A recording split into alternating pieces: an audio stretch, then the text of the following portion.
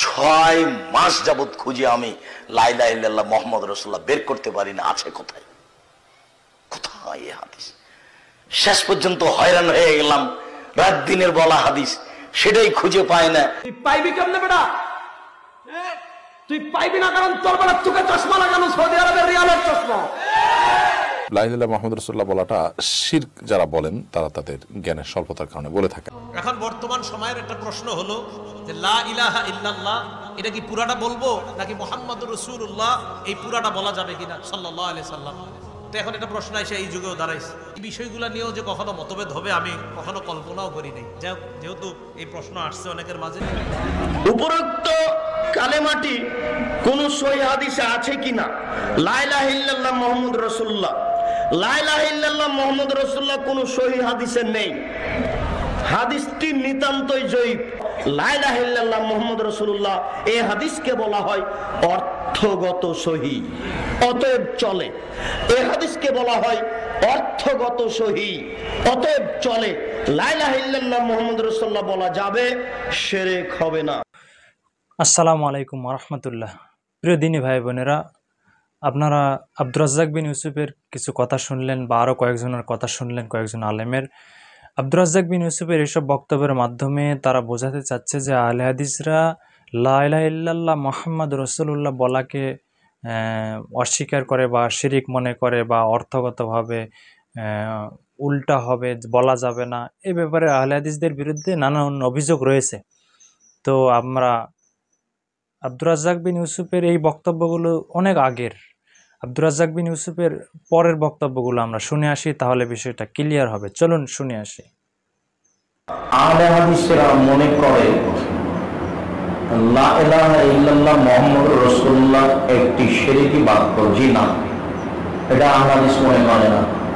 যারা এটা তদন্ত করেছে তারা ভুল করেছে। যারা বলেছে যে লা ইলাহা ইল্লাল্লাহ শিরকি বাক্য, তার একটা জোরালো জবাব দিয়েছে আকরামুজ্জামান বিন আব্দুস সালাম। মুস্তাদরাকে হাকিমের দ্বিতীয় খণ্ডে আছে এই হাদিসটি, লা ইলাহা ইল্লাল্লাহ মুহাম্মদুর রাসূলুল্লাহ।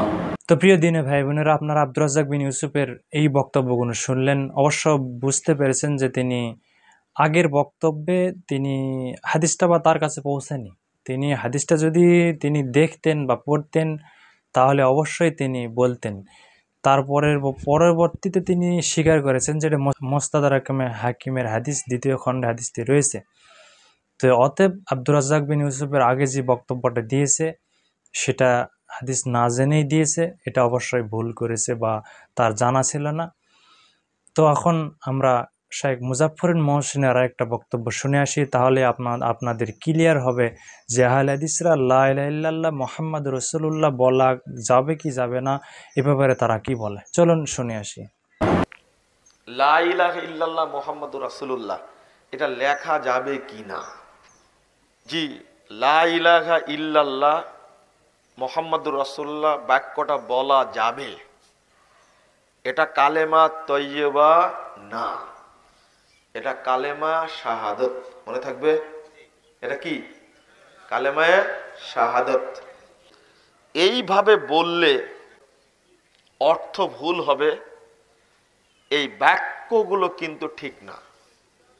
যদি কেউ বলে থাকে তাহলে ভুল বলেছেন, না জেনে বলেছেন। তো আপনারা শাইখ মুজাফফরুল মহসিনের বক্তব্য শুনলেন।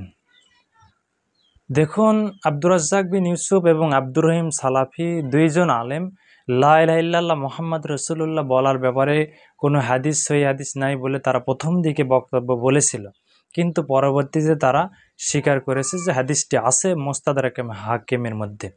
দেখুন, এটা তাদের দোষ নয়, আল্লাহ তাদের মাফ করুক।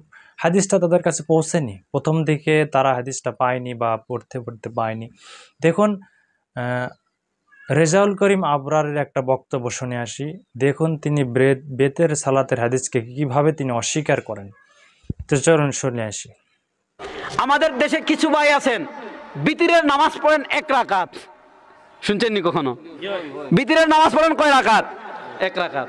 বড় আজীব কথা। তো দেখলেন, রেজাউল করিম আবরার কিন্তু বেতের নামাজের হাদিসকে বলছেন আজীব কথা। 1 রাকাত বেতের তার কাছে কোনো হাদিসে নেই। তিনি অনেক বক্তব্যে এসব এইরকম ভুল আসলে আলেমদের হয়ে থাকে জীবনের প্রথম দিকে, বা অত পড়াশোনা বা করেনি, প্রথম দিকে বক্তব্য দিতে গিয়ে অনেক মাসলা মাসাইল ব্যাপারে তারা ভুল করে থাকে, এটা ভুল হওয়াটাই স্বাভাবিক। কিন্তু পরবর্তীতে তারা আরও পড়াশোনা করে গবেষণা করে বিষয়টা আরও ধরা পড়ে। তো অবশ্যই আপনারা বিষয়টা বুঝতে পেরেছেন। আহলে হাদিসরা কখনোই লা ইলাহা ইল্লাল্লাহ মুহাম্মাদুর রাসূলুল্লাহ বলাকে অস্বীকার করে না। অবশ্যই এটা বলা যাবে, পড়া যাবে, এটা অর্থগতভাবে সহিহ হাদিসের ভিতরে রয়েছে।